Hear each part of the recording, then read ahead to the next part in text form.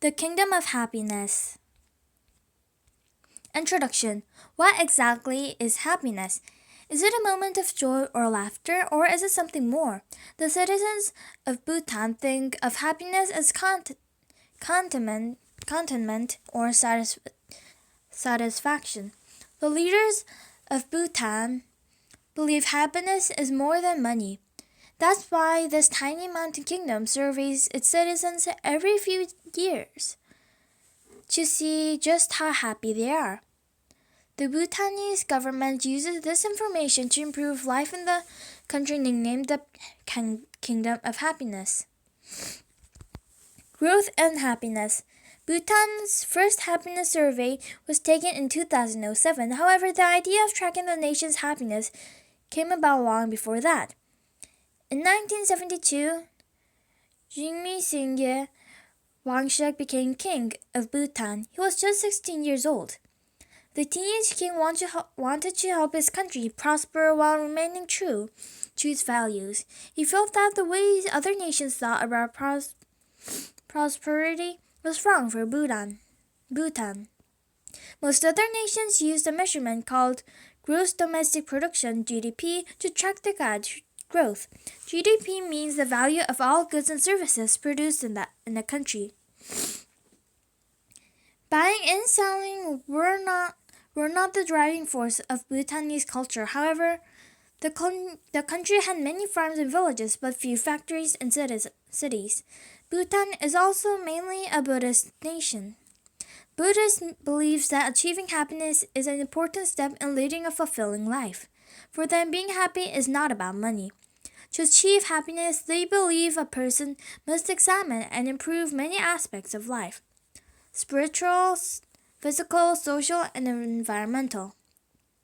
King Wangchuk was convinced that the country as a whole would focus on these things too. It didn't make sense to focus only on money. The king felt that increasing the Bhutanese people's happiness, not just its wealth, was the way to grow and thrive. 4 Pillars of Happiness. The Bhutanese government created the idea of gross national happiness, GNH, as a guide for running the country. The popular young king and his ministers discussed how they might promote happiness and when making important decisions. They considered 4 key areas or pillars tied to the Buddhist idea of happiness. The first pillar was about how people were governed. This was important because politics and laws determined how citizens lived their lives. The second pillar examined how people worked and played together, which can affect their mental state and happiness. The third pillar was about preserving Bhutanese culture. This was critical for Bhutanese identity. The final pillar explored people's relationship for the environment. Bhutan's leaders believed that these 4 pillars must be in balance for their citizens to achieve happiness in life. At first, the 4 pillars were only simple suggestions for the Bhutanese people's happiness. Nothing was measured, no data captured. Bhutan was a secluded land, shielded from the modern world and massive Himalayan mountains. It didn't trade much with the Western nations. Few visitors came to the country. Then things began to change. Bhutan suddenly became a destination for tourists who wanted to find out more about the secluded kingdom. In 1999, the Bhutanese government allowed television and internet inside its borders for the first time. Bhutan citizens began to learn more about the world outside their own country, and the world learned more about Bhutan. People were attracted to Bhutan's untouched beauty and its peaceful lifestyle. Visitors to Bhutan found a land where time was less rushed. At school and at work, people dressed in traditional Bhutanese clothing. Signs along the roads encourage citizens to connect with natural meditation. Sitting quietly for a time of one's thought was part of the daily routine. People spend time with their families. All these things contributed to the population's sense of well-being. Measuring happiness. The dawn of a new country brought changes to Bhutan. Technology found its way through the mountains and that protected Bhutan from outside influences. The once secluded kingdom found itself with one foot in the past and the other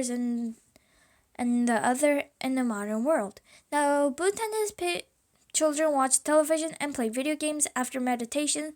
Citizens in traditional dress used cell phones.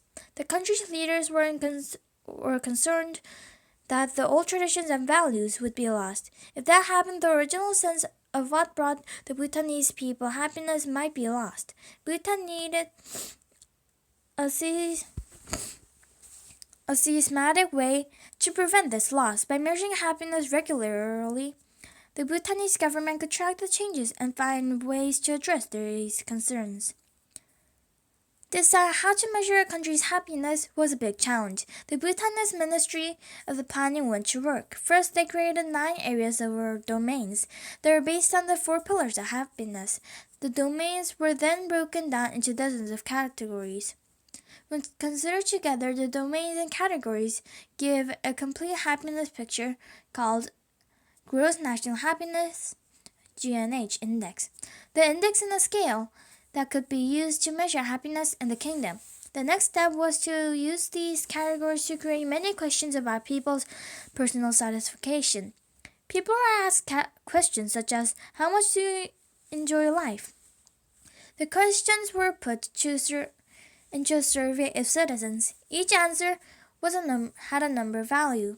The values of the answers were added up and get to score for each person. Survey team traveled to remote mountain villages, valley farms, and main cities. The teams explained to citizens what the survey was about and how the results would be used to improve Bhutan. In 2007, the government tested the survey in some districts. In 2010, the survey was ready to be given across the whole country. That year, more than 7,000 citizens out of over 700,000 provided information. The results were analyzed using the GNH index. The higher the number, the greater the happiness level. The survey found that overall, certain groups were the least happy. These included women, farmers, and people who were uneducated or elderly. Improvements in healthcare and living standards followed. Then another survey was done in 2015. Those results were compared with the 2010 survey results. The government learned that Bhutan's overall level of happiness rose by 1.8%. More than 43% of the population was considered deeply happy. There were other categories, though. Their happiness declined. Mental well-being, community strength, and cultural variety. People did less volunteer work than before. Fewer people thought that traditions were important. The Bhutanese government planned to use the information from the survey to increase happiness. They may, for example, schedule festivals that ask for communities to join in ancient traditions. The goal was to have 100% deeply happy population someday. The world of happy people. Other nations about the world have taken notice of Bhutan's GNH index. Some have used it to gather information from their own citizen happiness. In 2007, Thailand created a national happiness index similar to Bhutan's. South Korea and Great Britain also developed their own scales based on Bhutan's GNH index. In 2009, a major United States survey company took a happiness survey to people in the United States. All these countries saw real value in trying to promote continued happiness among their citizens. In 2011, the United Nations, an organization of countries throughout the world, conducted its first study of world happiness. The United Nations published its first World Happiness Report in 2012. A report ranked countries based on factors similar to those used in Bhutan's GNH index. That same year, it officially declared March 20 the International Day of Happiness.